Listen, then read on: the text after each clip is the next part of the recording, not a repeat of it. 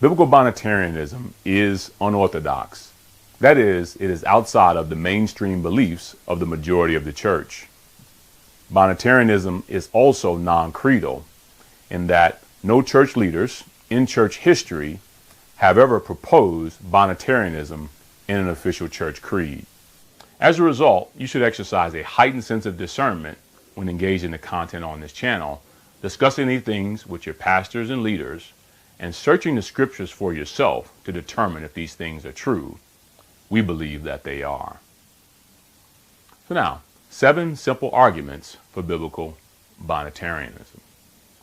Number 1, biblical Binitarianism is naturally expressible in the Bible's own terminology. Very often, when you ask us what we believe, we'll include some citation from the Bible. That's because we put a priority on actually understanding and using the terminology of the Bible. For example, if you ask me what is Binitarianism, I'll quote the Lord's words in John chapter 14, verse 1. Let not your hearts be troubled. Believe in God. Believe also in me. When we read a passage like that, or we cite a passage like that in defense of our beliefs, what we're essentially showing is we believe that not only are we able to understand thoughtfully what the Bible's theology is, we're able to express it, reflecting it in the actual terminology of the Bible. We believe that if you claim to have the Bible's terminology, but you're unable to demonstrate that it reflects the Bible's theology, that's deceptive. But we also believe that if you claim to have the Bible's theology and unable to express it in the Bible's terminology, that's speculative. Number 2, biblical Binitarianism is necessitated by specific passages of Scripture. There are many passages that clearly teach the core claims of Binitarianism. However, there are also some which conclusively require a Binitarian interpretation. For example, the Lord said to his disciples in the Gospel of Luke, chapter 10, verse 22, all things have been handed over to me by the Father, and no one knows the Son except the Father, and no one knows who the Father is except the Son, and anyone to whom the Son chooses to reveal him.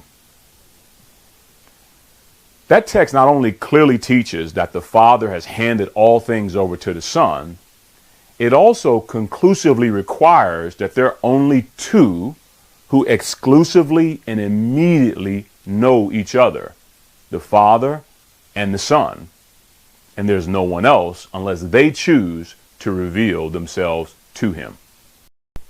Number 3, Binitarianism is not negated by any specific passages of the Bible. I'll use here what I refer to as the 66 book challenge. That means if you begin in Genesis and go all the way through to Revelation, we're claiming that there are no specific passages which clearly, conclusively negate Binitarian claims. The reason why that's impressive is not all views can do that. For example, the passage I just quoted from Luke chapter 10, verse 22, actually directly negates 2 claims of Trinitarianism.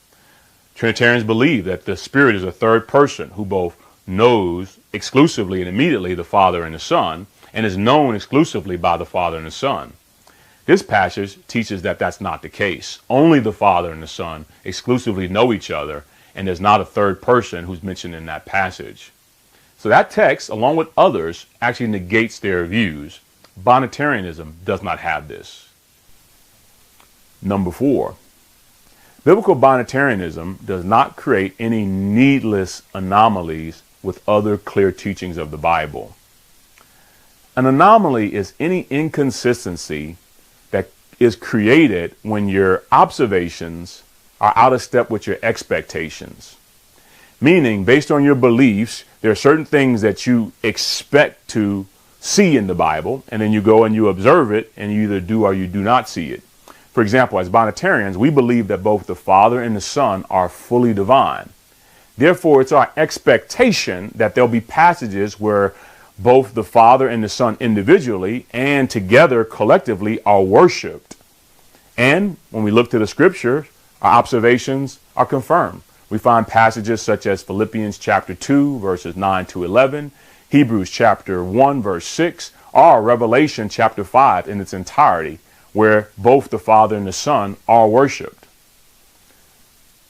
So there we see that there are no anomalies. Not all views can say that. For example, Trinitarians who believe that there's a third distinct divine person, they can't go and show you that that third person is worshiped either individually, like the Father and the Son, or collectively with the Father and the Son in specific passages. What's more, when it comes to the topic of God being love, our expectation if God is love, then the Spirit will love the Father and the Son and will be loved by the Father and the Son.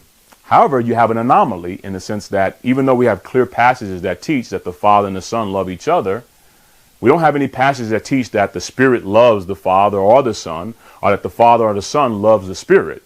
So what you end up there is a disconnect between your expectations and your observations, meaning it's an anomaly. Now, one instance like this would just be something you would have to address. But when there's 10 or 20 or 30 or 40 anomalies, then it usually means that there's something wrong with your expectations and the underlying assumptions that you have.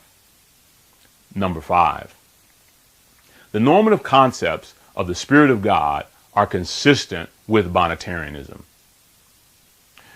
Binitarians believe that the words Spirit of God or Spirit of the Lord do not require there be another person whom God is relating to in order for that expression to be true. We simply believe that God is Spirit. He consists of Spirit. And therefore, when we read Spirit of God, we're referring to God's very own Spirit. Same Spirit of the Lord. It's the Lord's very own Spirit. When we survey the Bible, beginning in the Old Testament into the New Testament, we see certain normative concepts. That's repeated, routine expressions or ways of speaking that give us a pattern that help us to understand what the Bible means in those passages. We've identified about 15. 5 that have to do with God in and of himself, 5 that have to do with God and his creation, and then 5 that God and his chosen people. When we look at those 15 normative concepts, understanding that God is Spirit, we're able to then explain any passage in light of those normative concepts without appealing to any nuance or novel concept in order to explain it. Number 6.